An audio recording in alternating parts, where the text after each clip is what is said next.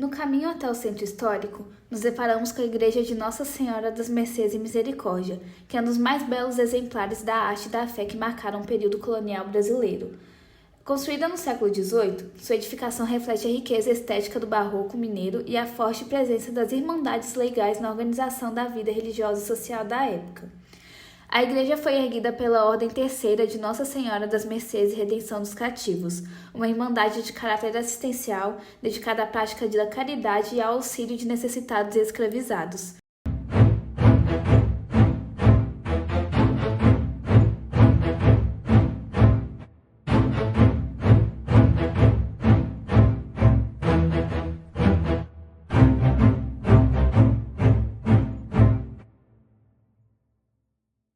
A praça recebeu o nome de Tiradentes em 1894, em homenagem a Joaquim José da Silva Xavier, martírio da Inconfidência Mineira, cuja figura foi ressignificada no período republicano como símbolo da luta pela liberdade e da identidade nacional.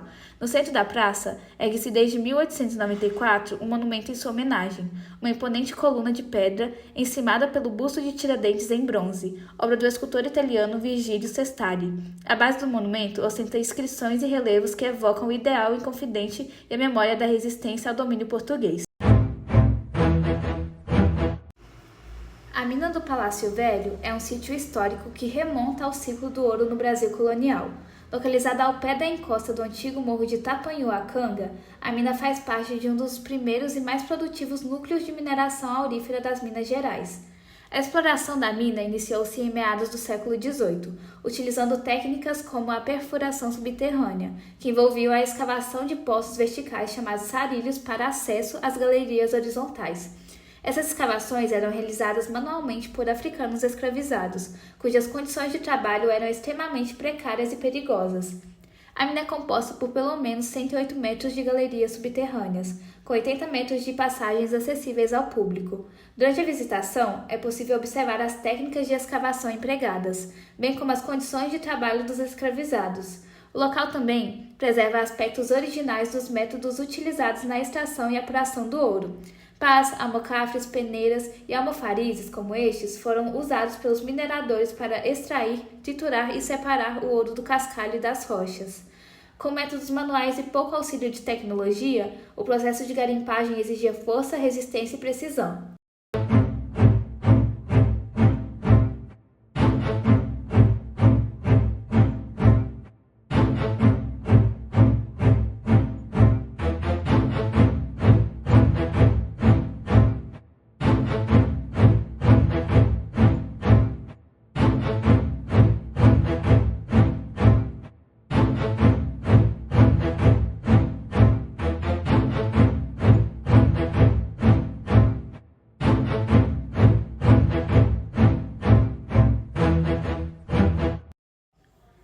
Situada no coração da cidade, a Igreja Matriz de Nossa Senhora da Conceição, construída no século XVIII, reflete o esplendor do barroco mineiro, marcado por suas formas rebuscadas e sua riqueza ornamental.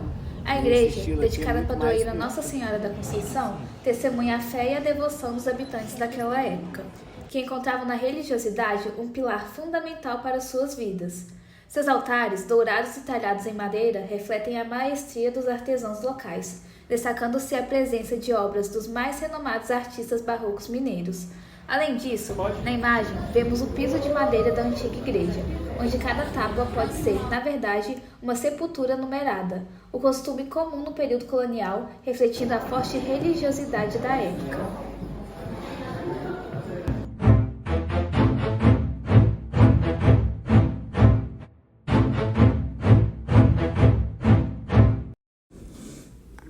Agora nós vamos ver sobre a matemática presente em Ouro Preto. Nota-se que existe uma simetria muito grande na janela, nas portas, nas construções, nas igrejas, nas figuras geométricas ali presente. A gente consegue ver PG, PA, que são progressões geométricas e progressões aritméticas.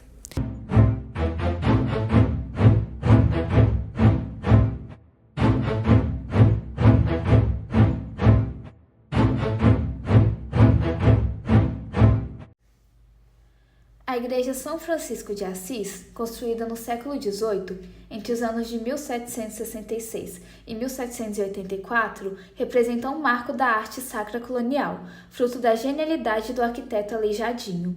Com suas linhas harmoniosas e detalhes minuciosos, a igreja revela uma síntese perfeita entre arquitetura, escultura e pintura. Em seu interior, destacam-se os altares com talha dourada, as pinturas de Mestre Ataíde e as imagens de santos, que conferem ao espaço um caráter profundamente espiritual e artístico. Tomás Antônio Gonzaga nasceu no ano de 1744 e veio a falecer no ano de 1810. Muito mais do que poeta, foi juiz de fora, ouvidor-geral, procurador e também juiz da alfândega. Mas foi com as palavras que ele conquistou um lugar eterno na história da literatura brasileira. No arcadismo, movimento literário marcado por uma volta à simplicidade da natureza, Gonzaga se destacou com sua obra Maria de Dirceu. Assinando como Dirceu, ele escreve liras, poemas líricos e delicados dirigidos à sua amada Marília. Essas liras falam de amor, da beleza da vida simples e dos desejos de viver longe das ambições da cidade.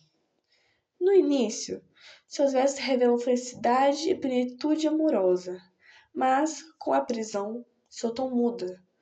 Surge o lamento, a saudade e o sofrimento. Gonzaga também foi um dos participantes da Confidência Mineira, movimento que buscava a independência de Minas Gerais do domínio português. A casa onde ele vivia, construída em estilo colonial, é tida como um dos prováveis locais de reunião dos inconfidentes.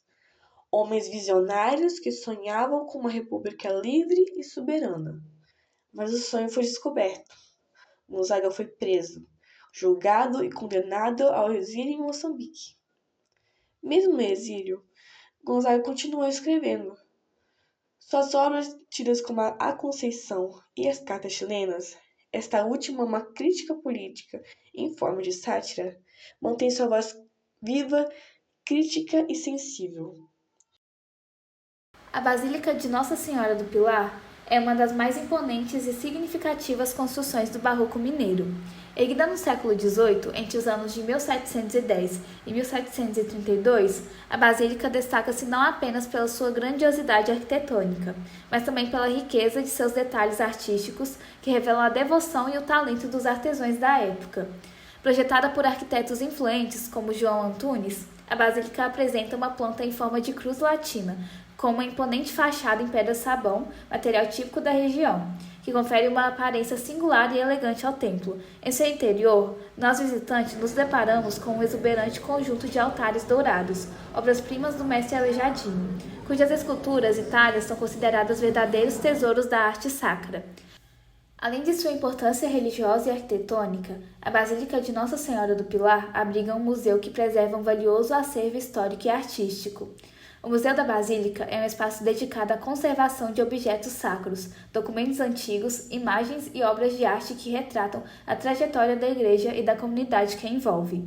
Entre as peças expostas, destacam-se paramentos litúrgicos, esculturas, pinturas e objetos utilizados nas celebrações religiosas ao longo dos séculos, muitos deles atribuídos a mestres renomados como Aleijadinho e Mestre Ataíde.